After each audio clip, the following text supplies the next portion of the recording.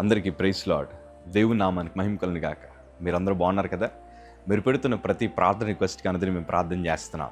మా ఆశ అంతా ఒకటే, ఎక్కడైతే మీరు అవమానించబడ్డారో, ఎక్కడైతే తృణీకరించబడ్డారో, ఎక్కడైతే గుండెలు పగిలేలాగా ఏడ్చారో, అదే స్థలాల్లో నా ప్రభు మీ అందరినీ హెచ్చించబోతున్నారు. విశ్వాసంతో ప్రార్థన చేయండి. God bless you all. మనందరికీ జీవితంలో ఒక ఆశయం ఉంటుంది. అదేంటి తెలుసా? ఎక్కడైతే ఓడిపోయామో, ఎక్కడైతే మన పిల్లలు, మన భర్త, మన భార్య అవమానించబడ్డారో, ఎక్కడైతే ఏమీ లేని వారిగా బ్రతికామో, ఎక్కడైతే చేతులు చాపి అయ్యా ఏమన్నా ఉంటే ధర్మం చేయండి అని అడిగామో, అదే స్థలంలో మనం ఆశీర్వదించబడాలని మన కోరిక ఉంటుంది. ఈరోజు నా నిండు మనసుతో ఒక సేవకుడిగా దీవిస్తున్నాను. మీరు ఏ స్థలాల్లో అయితే చేతులు చాపారో, అదే స్థలాల్లో 100 మందికి 1000 మందికి పెట్టగలిగిన స్థితిని నా ప్రభు మీకు దయచేయబోతా ఉన్నారు. ఈరోజు మీరందరూ దీవించబడాలంటే ఈ మాటను ఖచ్చితంగా మీరు వినాలి. దేవుని వాక్యంలో యోబు గ్రంథము 5వ అధ్యాయము 11వ మాట చదవగలిగితే, అట్లు ఆయన దీనులను ఉన్నత స్థలము నుంచును, దుఃఖపడి వారిని క్షేమమునకు లేవనెత్తును. ఎవరైతే దీనులుగా ఉంటారో నా ప్రభు వారిని ఉన్నత స్థలములో పెట్టగలిగిన దేవుడు.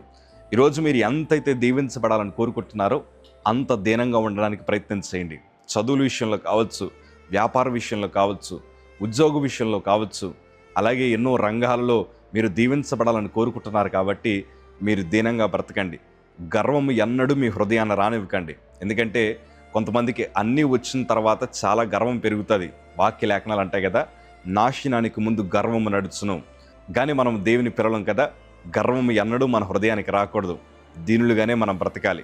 నా జీవితంలో దీనులను దేవుడు ఎటు రీతిలో దీవిస్తాడో ఒక అనుభవాన్ని మీతో పంచుకుంటాను.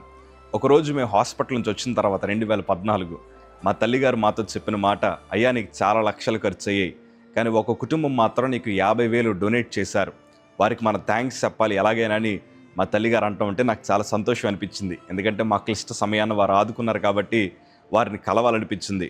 మా కారు కానీ ట్రాన్స్పోర్ట్ కానీ ఏమీ లేదు. మా తల్లిగారు కారు కట్టిస్తే ఆ కారులో మేము వారి ఇంటికి వెళ్ళాం. ఇంటికి వెళ్ళాక నేను అనుకుంటున్నాను కదా, దారిలో వారింటికి వెళ్ళాక నన్ను చాలా గౌరవిస్తారు, నన్ను చాలా ప్రేమిస్తారు. నాకు 50,000 డొనేట్ చేశారంటే చాలా సంతోషం అనిపించింది. తీరా వాళ్ళ ఇంటికి వెళ్ళిన తర్వాత ఇంటి గేటు దగ్గర చాలాసేపు నిలబెట్టారు మమ్మల్ని. కనీసం ఇంట్లో లోపలికి కూడా రానివ్వకుండా ఆ గుమ్మం దగ్గర కుర్చీలు వేసి కూర్చోబెట్టి ఏదో తినడానికి మా చేతులు ఏదో కొంచెం పెట్టారు. చాలా బాధ అనిపించింది. వారి మాటల్లో చాలా గర్వం కనిపించింది. ఎందుకంటే మేము ఆస్తిపరులం కాదు, వారింట్లోకి వెళ్ళడానికి మా దగ్గర అర్హత లేదన్నట్లు చూశారు. చాలా బాధ అనిపించింది.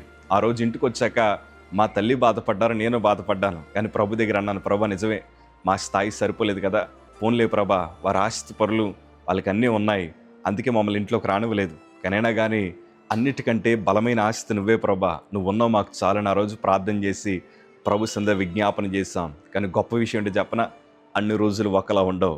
ఆనాడు ప్రభు మా కన్నీటిని చూశాడు, మా దీనత్వాన్ని చూశాడు.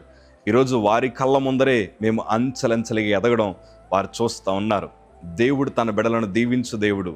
దేవుని కృపను బట్టి ఈరోజు నా నిండు మనసుతో చెప్తున్నాను, నా ప్రభు మిమ్మల్ని అంత ఉన్నతంగా ప్రభు దీవించబోతున్నారు. ఎక్కడైతే తలదించుకున్నారో, ఎక్కడైతే అవమానించబడ్డారో, ఎక్కడైతే గుండెలు పగిలిలెగిచ్చారో ఆ స్థలాల్లో మిమ్మల్ని ఉన్నతమైన స్థితిలో పెట్టబోతున్నారాయన. దీనంగా బ్రతకండి, తగ్గించుకుని బ్రతకండి చాలు. God bless you all. Praise the lord.